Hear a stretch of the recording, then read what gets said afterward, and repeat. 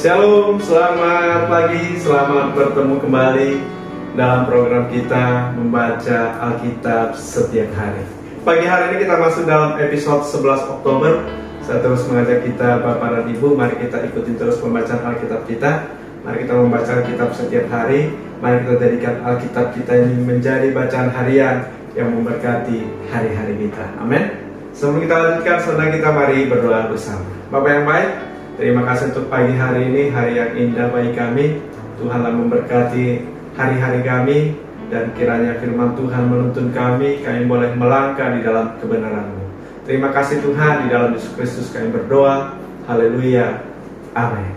Baik, tema firman Tuhan bagi kita hari ini, keluarga Kristen.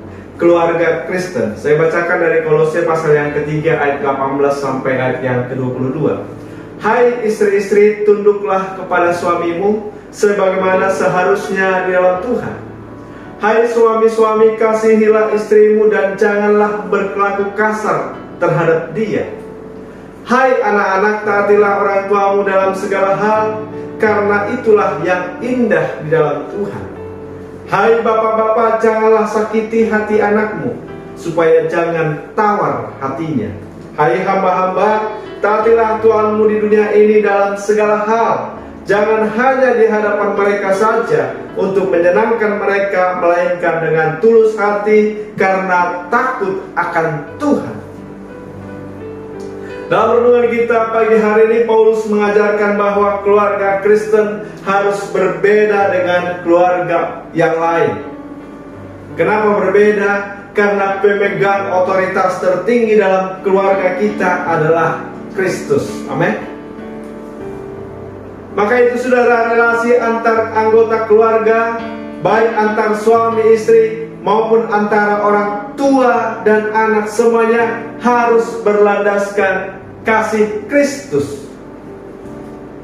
Kegagalan seorang Kristen yang paling fatal adalah kegagalan yang menjadi Kristen di tengah keluarganya. Saya ulangi sekali lagi, kegagalan seorang Kristen adalah yang paling fatal adalah kegagalannya menjadi Kristen di tengah keluarganya. Jadi saudara, sekalipun kita disanjung di luar sana dengan luar biasa, tetapi penilaian keluarga jauh lebih penting. Maka itu saudara, Paulus menasihati keluarga yang ada di Kolose ini. Kita semua yang percaya kepada Tuhan, supaya kita konsen membangun hubungan antara anggota-anggota rumah tangga kita. Amin. Ya, supaya kita konsen membangun hubungan antara anggota-anggota keluarga kita.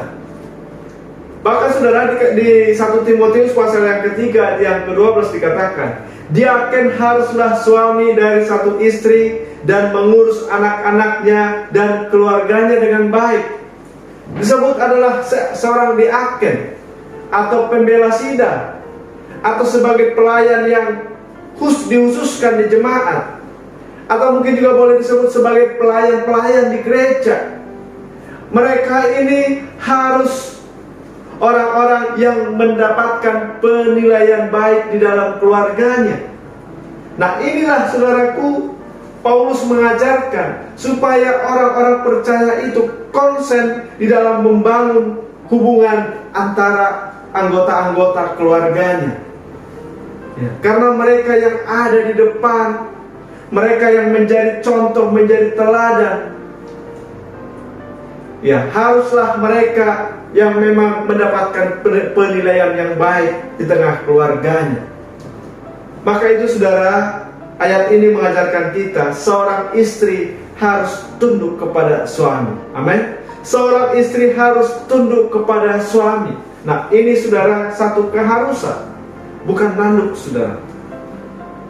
Seorang suami harus mengasihi istri, jangan berlaku kasar dikatakan saudara. Ya, seorang suami harus mengasihi istri. Saya kira saudara, orang yang mengasihi istri pasti dia tidak selingkuh, ya kan? Ya, pasti dia pendapatannya diberikan kepada istri. Ya, semuanya dikelola dalam keluarga dengan baik. Pasti percaya dengan istrinya. Ya, inilah suami yang harus mengasihi istri. Seorang anak harus mentaati orang tuanya dalam segala hal. Dan dikatakan juga orang tua jangan menyakiti hati anak-anakmu supaya jangan tawar hatinya. Nah, ini saudara keluarga Kristen yang digambarkan di dalam renungan kita pagi hari ini. Maka sekali lagi saudara saya katakan, kegagalan seorang Kristen yang paling fatal adalah kegagalannya menjadi Kristen di tengah keluarganya. Maka itu saudara, concernlah untuk keluargamu, concernlah membangun keluarga kita masing-masing. Karena ini juga keluarga yang kuat akan menjadi penolong, penopang di dalam gereja, menjadi gereja yang kuat. Amin saudara, demikian renungan kita pagi hari ini, kiranya memberkati kita. Kita berdoa. Terima kasih Tuhan untuk pagi hari ini, hari yang baru. Kami telah mendengarkan firman Tuhan. Biarlah Roh Kudus memberkati firman-Mu, sehingga keluarga kami menjadi keluarga yang mempermuliakan nama Tuhan. Di dalam Yesus Kristus kami berdoa, haleluya, amin. Selamat pagi, selamat beraktivitas, Tuhan Yesus memberkati kita. Shalom.